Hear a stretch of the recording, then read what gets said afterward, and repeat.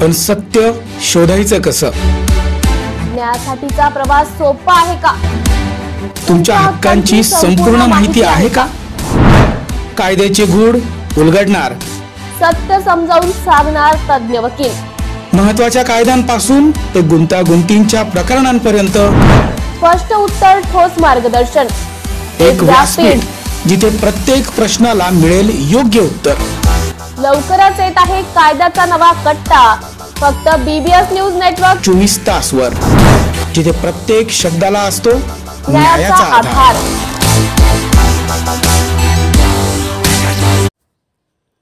हातखंब गावातील LPG टँकरमधील उर्वरित gas transfer करण्याच्या प्रक्रियेला सुरुवात तज्ज्ञ टीमच्या मार्गदर्शनाखाली केला जातोय. गॅस ट्रान्सफर होईपर्यंत महामार्गावरील वाहतूक ठप्प, पर्यायी मार्गाने वाहतूक करण्याचं प्रशासनाचं आवाहन. ट्रेनच्या सहाय्याने टँकर सरळ केला गेला. मुंबई गोवा महामार्गावरची वाहतूक सुरू होण्यासाठी आणखी 3 ते 4 तास लागणार. जिल्हा प्रशासनाचे शर्थीचे प्रयत्न सुरू. त्यांना स्कोप नाही, परिणय फुके यांचं प्रतिपादन. ऑन ठाकरे बंधू, यात नवल नाही. जे घोटाळे केले त्याचं काय? राजकारणात तुम्ही जनतेसाठी काय करता? या जनतेसाठी काय केलंय हे त्यांनी सांगितलं पाहिजे. इतके वर्ष उद्धव ठाकरे यांच्याकडे मुंबई महानगरपालिकेची सत्ता होती. मोठमोठे घोटाळे केले, रस्त्याचा घोटाळा केला, याचं उत्तर या दोन्ही भावांनी दिलं पाहिजे. मुंबईच्या मराठी माणसाला मूर्ख बनवणं बंद केलं पाहिजे. भाजपसाठी अडचण नाही, भाजपला याचा फायदा होणार. महायुतीचा महापौर मुंबईत महानगरपालिकेत दिसेल. आणि मुख्यमंत्री राज ठाकरे भेट होणार. चर्चा. राजकारणात कोणाचे वैरी नसतात, त्यामुळे वेगवेगळ्या कारणासाठी एकमेकांची भेट घेत असतात. त्यामुळे मुख्यमंत्री आणि राज ठाकरे यांची भेट होत असते. नाना पटोले म्हणत होते बॅलेटवर निवडणुका घ्या. आता सहकारी बँकेच्या झालेल्या निवडणुकीत त्यांच्या पॅनलचा पराभव झाला. नाना पटोले यांनी ग्रामपंचायतीकडे लक्ष द्यावं. राज्यात त्यांना स्कोप नाही. ऑन कोकाटे राजीनामा, कॅबिनेट चर्चा. कोकाटे राजीनामा हा निर्णय कॅबिनेटमध्ये होत नाही. मुख्यमंत्री यावर निर्णय घेतील. आज काही चर्चा नाही. ऑन शासकीय अधिकारी टीका केल्यास कारवाई होणार. शासन निर्णय. मागील अधिवेशनात हा विषय मांडला आहे. ते रील्स काढतात. हे अधिकारी शासकीय कार्यालयात वाहनात होऊन सिंघमसारखे वागत होते. काल या संदर्भात सर्क्युलर निघाला आहे. सरकारवर टीका करणे योग्य नाही. दिव्या देशमुखचा उद्या रात्री 9 वाजता नागपूर विमानतळावर आगमन होणार आहे. जिल्ह्याचे संघटनेकडून आणि तरुणींकडून आम्ही त्यांचं जोरदार स्वागत करू. नाशिक महानगरपालिकेच्या सार्वजनिक आरोग्य विभागाच्या वतीने जाहीर आवाहन. गुइलेन बॅरे सिंड्रोम अर्थात GBS ला घाबरू नका, पण दक्षता घ्या. पाणी उकळून प्या. स्वच्छ आणि ताजे अन्न सेवन करा. शिजलेले व न शिजलेले अन्न एकत्रित ठेवू नका. लक्षात ठेवा, अचानक पायात किंवा हातात कमजोरी किंवा लकवा, चालताना त्रास किंवा अशक्तपणा, बऱ्याच दिवसांपासून डायरिया अशी लक्षणे आढळल्यास त्वरित डॉक्टरांचा सल्ला घ्यावा व तात्काळ उपचार सुरू करावा. सार्वजनिक आरोग्य विभाग, मनपा, नाशिक द्वारे जनहितार्थ प्रसारित. सातारा जिल्ह्यातील वाई तालुक्यातील महिलांनी प्रशासनाच्या विरोधात वाई ते मुंबई मंत्रालय असा पायी मोर्चा काढलाय. सदरचा मोर्चा हा खोपाली येथे आला असता मोर्चा मुंबईच्या वेशीवर येऊन धडकला आहे. वाई तालुक्यातील प्रशासन हे एकसर कुसगाव, व्याहळी गावावर अन्याय करत असल्यानं हा मोर्चा मुंबई मंत्रालयावर काढण्यात आला आहे. खानपट्टा रद्द करावा, तसेच खोटे गुन्हे माफी करावे, संबंधित अधिकाऱ्यांवर कारवाई करण्यात यावी, या मागण्यांसाठी वाई तालुका ते मुंबई मंत्रालय असा मोर्चा काढण्यात आलाय.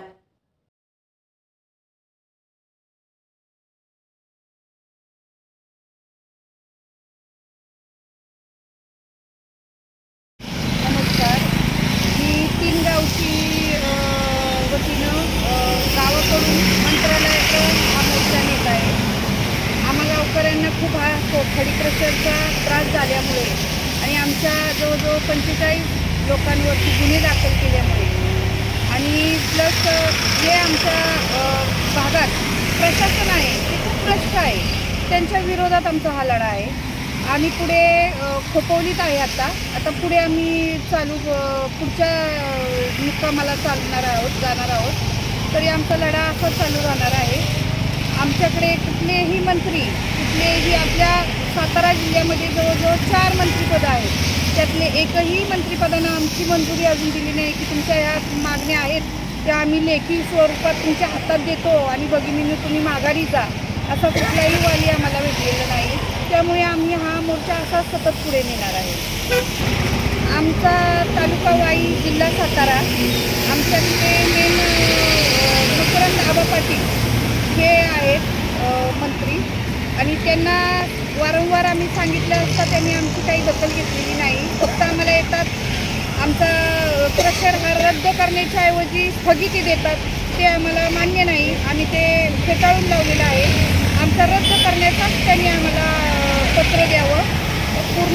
बंद, हा बंद, खानपट्टा बंद. आमच्या मुलांच्यावरचे गुन्हे माघारी घेतले पाहिजे, त्यांनी दाखल झालेले खोटे गुन्हे ते पण. आणि तिसरी म्हणजे जे तिथले भ्रष्ट अधिकारी आहेत त्यांचं आम्हाला परत तोंडही बघायचं नाही. ऑपरेशन महादेवची अधिकृतपणे भारतीय सैन्याकडून घोषणा होत नाही तोवर आमचा सरकारवर विश्वास नाही, विजय वडेट्टीवार यांचं प्रतिपादन. आणि ऑपरेशन महादेव जोपर्यंत ते अधिकृतरित्या आमच्या सैन्याकडून त्या संदर्भातली पुष्टी होत नाही तोपर्यंत या लबाड सरकारवर भरोसा ठेवता येत नाही. सैन्यांच्याकडून पुष्टी झाली की तेच आतंकवादी आहेत हे त्यावेळेस सिद्ध होईल. राहिला इतके दिवस, आज ज्या दिवशी पहलगावपासून जो हमला झाला आणि त्या घटनेनंतर इतके दिवस हे शोधण्यामध्ये इतके दिवस कसे लागले?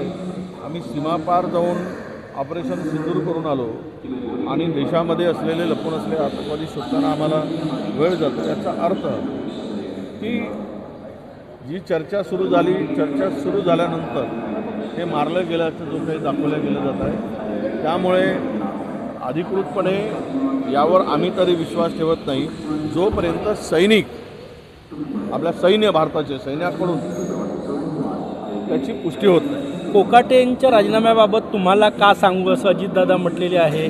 3 चुका माफ, 4थी चूक माफ केली जाणार नाही. काय वाटतंय कोण तिजा आता त्यांना कुणा काय बनायचं आहे मला माहीत नाही, पण कोकाटेंचा असो किंवा हे जे काही डागी मंत्री आहेत त्याच्या संदर्भात जर सरकारने निर्णय घेतला नाही तर या सरकारची काम करण्याची पद्धत ही शेतकऱ्यासंदर्भात असेल किंवा जनतेच्या संदर्भात काम करण्याची पद्धत ही बेईमानीची आहे आणि सरकारच बेईमान आहे, सरकारच नालायक आहे. अशा प्रकारचा एक शिक्का लागला जाईल या सरकारवर. त्यामुळे अशा कलंकित मंत्र्यांना, ज्यांच्यावर गंभीर स्वरूपाचे आरोप आहेत, तात्काळ काढून घेतलं पाहिजे. आणि त्यांच्यावर वाटल्यास नाही तर मग कसं काढायचं नसेल तर गोमूत्र त्यांच्यावर शिंपडून टाका, म्हणजे शुद्ध होतील. आणि शुद्ध देशी गाईचं गोमूत्र शिंपायला काही अडचण नाही. श्रावण मास सुरू आहे आणि दर सोमवारी त्यांचा अभिषेक करा. अभिषेक करून व्यवस्थित त्यांना महादेवाच्या पुढे बसवा, शंकराच्या पिंडीपुढे, आणि त्यांना शुद्ध करून घ्या. म्हणजे मग पुन्हा लोकांना सांगता येईल की आम्ही यांना शुद्ध करून घेतलेलं आहे. हे अशुद्ध होते, हे हनी ट्रॅपपासून तर शेतकऱ्यापर्यंत जे काही प्रकार झाले त्यातून त्यांना मेसेज देता येईल सरकारला, ते तरी करावं. भाऊ, महामंडळाची आस लावून बसलेल्या नेत्यांची निराशा झालेली आहे. पुढच्या निवडणुकीनंतरच वाटप होईल असं दिसतंय. आता नाही, एक नवीन लॉलीपॉप आहे. लॉलीपॉपवर लॉलीपॉप आता अपेक्षेने ठेवायचं आहे. महामंडळ किती महामंडळ आणि कार्यकर्त्यांची फौज 3 पक्षाची इतकी मोठी आहे. मला वाटतं की काय देणार आणि कोणाला काय मिटणार. नमस्कार नाशिककर. आज आपण आहोत ललित रुंठा ग्रुप यांच्या रुंठा फ्लोरेन्झा या प्रोजेक्टला. तर हा प्रोजेक्ट आहे प्रीमियम लोकेशनला, म्हणजेच गोविंद नगर जवळ.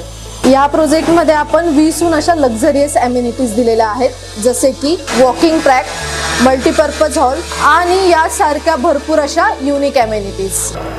चला तर मग बघूया आपण आपला सॅम्पल फ्लॅट. तर हा आहे आपला प्रशस्त असा लिव्हिंग रूम आणि याला आपण सुंदर अशी बाल्कनी दिलेली आहे. हा आहे आपला डायनिंग टेबल. तर हा आहे आपला किचन एरिया आणि आपण इथे किचन चॉपिंग काउंटर वेगळं दिलेलं आहे. इथे आपण दिलेले आहेत किचन ट्रॉलीज आणि स्टोरेजसाठी आपण. कोकाटेंकडे अजित पवारांच्या काही गोष्टी लपल्या असतील म्हणून ते राजीनामा घेण्याचं धाडस करत नाही, बच्चू कडू यांचं प्रतिपादन. भेट होण्याची शक्यता आहे नाशिकातल्या आदिवासी आश्रमशाळेत. चांगली गोष्ट आहे. एकंदरीत मी तुम्हाला म्हणतोय की हा खेळ आखरी भाजपचा आहे. सगळ्या ह्याच्यामध्ये म्हणजे सगळ्यांना व्यवस्थित कसं ठेवायचं. काल उद्धव साहेबांच्या खासदाराला जन्मदिवसानिमित्त अमित शहाजीनं फोन केला. उद्धव साहेबांनाही शुभेच्छा दिलेल्या आहेत. एकंदरीत केंद्रामध्ये उद्या जर नितीशजी म्हणजे बिहारचे आणि आमचे आंध्रातले चंद्रबाबू नायडू हे हालचाल करू नये. त्यांना व्यवस्थित इशारा देता या माध्यमातून की अगर तुम हट गए तो मेरे पास पवार साहेब और उद्धव साहेब आहे, अशा प्रकारचं राजकारण भाजपा व्यवस्थित खेळत आहे, व्यवस्थित दबावतंत्र आणत आहे। याचा अर्थ उद्धव पवार साहेब भाजपाले पाठिंबा देईल असं नाही आहे, पण तसं दर्शवलं जातं का हातातले लोक गेले नाही पाहिजे आणि BJPची सत्ता कायम राहिली पाहिजे। हे मित्रपक्ष जे आहे त्याच्यावर दबावतंत्र आणण्याचा व्यवस्थित प्रयत्न आहे आणि म्हणून लोकांना खेळ समजूच द्यायचा नाही, या गुंतागुंतीतच ठेवायचं असं एकंदरीत चित्र, संभ्रमाचं चित्र निर्माण करण्याचं काम भाजपा फार व्यवस्थित करतं, त्यामध्ये ते माहीर आहे आणि तसं ते दिसतं आहे। एक शेवटला प्रश्न, राज ठाकरे गेले होते त्यानंतर दोन भाऊ एकत्र येण्याची चर्चा सुरू होती। आता पुन्हा जर आपण पाहिलं तर राज ठाकरे आणि मुख्यमंत्री फडणवीस यांची भेट होण्याची शक्यता आहे नाशिकातल्या आदिवासी आश्रमशाळेत। चांगली गोष्ट आहे। एकंदरीत मी तुम्हाला म्हणतोय का हा खेळ आखरी भाजपचा आहे। सगळ्या याच्यामध्ये म्हणजे सगळ्यांना व्यवस्थित कसं ठेवायचं। काल उद्धव साहेबांच्या खासदाराला जन्मदिवसानिमित्त अमित शहाजीनं फोन केला, उद्धव साहेबांनाही शुभेच्छा दिलेल्या आहे। एकंदरीत केंद्रामध्ये उद्या जर नितीशजी म्हणजे बिहारचे आणि आमचे आंध्रातले चंद्रबाबू नायडू हे हालचाल करू नये, त्यांना व्यवस्थित इशारा देता या माध्यमातून की अगर तुम हट गए तो मेरे पास पवार साहेब और उद्धव साहेब आहे, अशा प्रकारचं राजकारण भाजपा व्यवस्थित खेळत आहे, व्यवस्थित दबावतंत्र आणत आहे। याचा अर्थ पवार साहेब भाजपाले पाठिंबा देईल असं नाही आहे, पण तसं दर्शवलं जातं का हातातले लोक गेले नाही पाहिजे आणि BJPची सत्ता कायम राहिली पाहिजे। हे मित्रपक्ष जे आहे त्याच्यावर दबावतंत्र आणण्याचा व्यवस्थित प्रयत्न आहे आणि म्हणून लोकांना खेळ समजूच द्यायचा नाही, या गुंतागुंतीतच ठेवायचं। नवी मुंबईतील पाम बीच रोडवर आज सकाळी 6:30 वाजता पुन्हा एकदा अपघाताचा थरार पाहायला मिळाला। ट्रक आणि कार एकमेकांना धडकून दोन्ही गाड्यांचे चालक जखमी झाले असून त्यांना उपचाराकरिता रुग्णालयात दाखल करण्यात आले। कार चालकाच्या चुकीमुळे अपघात घडल्याची प्राथमिक माहिती समोर आली आहे। यात दोन्ही गाड्यांचे मोठे नुकसान झाले असून याबाबत अधिक तपास वाहतूक पोलीस करीत आहे। माणिकराव कोकाटे उपमुख्यमंत्री अजित पवार यांच्या भेटीसाठी मंत्रालयात दाखल। नाशिककरांसाठी जाहीर आवाहन, पावसाळ्यात अतिसार, गॅस्ट्रो, कॉलरा यांसारखे दूषित पाण्यामुळे होणारे आजार होऊ नयेत म्हणून उघड्यावरील अन्न पदार्थ व कापलेली फळे खाऊ नका। पिण्याचे पाणी गाळून 10 मिनिटे उकळून प्या। जेवणापूर्वी व बाळास भरवण्यापूर्वी हात स्वच्छ धुवा। ज्या शिराळामध्ये नागपंचमीला जिवंत नाग पकडण्याची आणि त्या नागाचे प्रदर्शन करण्याची एकेकाळी परवानगी होती, त्या शिराळामध्ये यंदा नागपंचमीच्या पार्श्वभूमीवर शिक्षण व धर्मशिक्षणाच्या अनुषंगाने शिराळ्यातील 21 जणांना जिवंत नाग प्रदर्शनास परवानगी देण्यात आली। यामध्ये 21 अर्जदारांना नाग पकडण्यासाठी 27 ते 31 जुलै 2025 या कालावधीमध्ये अटी शर्तीस अधीन राहून परवानगी देण्यात आली आहे। शिराळामध्ये एकेकाळी जिवंत नागांना नागपंचमीला पूजेची परवानगी होती। याच नागपंचमी दिवशी या जिवंत नागाचं प्रदर्शन केलं जात होतं। यामध्ये नागाची हेळसांड होत असे काही नाग जखमी तर काही नागांचा मृत्यू होत असल्याचा आरोप वन्यजीव प्रेमींनी केला होता। यानंतर ही प्रथा बंद झाली होती। यंदा मात्र शिराळा वन परिक्षेत्रातील 21 ग्रामस्थांनी अभ्यास आणि शिक्षण करण्यासाठी नाग पकडण्यासाठी मंजुरीबाबत परवानगी मागितली होती। त्यानुसार पर्यावरण, वन आणि जलवायू परिवर्तन मंत्रालय, वन्यजीव विभाग, नवी दिल्ली यांच्याकडून अटी शर्तीस अधीन राहून परवानगी देण्यात आली आहे। यामध्ये नागपंचमीच्या पूर्वसंध्येला केंद्र सरकार आणि राज्य सरकारने आदरणीय देशाचे गृहमंत्री आदरणीय अमित शाह, महाराष्ट्राचे मुख्यमंत्री आदरणीय देवेंद्रजी फडणवीस साहेब, देशाचे वनमंत्री आणि पर्यावरण मंत्री आदरणीय भूपेंद्र यादव साहेब, तसेच राज्याचे वनमंत्री आदरणीय गणेश नाईक साहेब यांच्या संयुक्तिक प्रयत्नाने आज अनेक वर्षाची आपली असणारी ही लोकशिक्षणासाठी नाग प्रदर्शनाची, त्या लोकशिक्षणाच्या माध्यमातून धार्मिक परंपरा, वारसा जतन करणे या अनुषंगानं एक अत्यंत क्रांतिकारी निर्णय आज केंद्र सरकारनं घेतलेला आहे। आणि शिक्षणाच्या संज्ञेखाली लोकशिक्षण असणाऱ्या नागांची पूर्ण माहिती देणे, त्याचबरोबर धार्मिक परंपरेची माहिती देणे आणि त्या असणाऱ्या परंपरेबरोबर 32 शिराळकर वासियांची जी एक अत्यंत उत्कट अशा पद्धतीची नागाप्रती असणारी जी श्रद्धा आहे, म्हणजे परिवारातला सदस्य, घरातला भाऊ अशा पद्धतीच्या बांधिलकीतून सातत्यानं नागपूजा करण्याचं जे असणारं त्यांचं जो सालाबादाप्रमाणे हजारो वर्षापासूनची जी परंपरा आहे ती परंपरा वेगवेगळ्या पातळीवरती सातत्यानं त्यांनी जोपासत आलेली आहे. ती लोकशिक्षणाच्या माध्यमातून परत एकदा सार्वजनिक पटलावरती येण्याच्या संदर्भातला एक अत्यंत क्रांतिकारी निर्णय केंद्र सरकारनं आणि राज्य सरकारनं संयुक्तिक प्रयत्नातून घेतलेला आहे.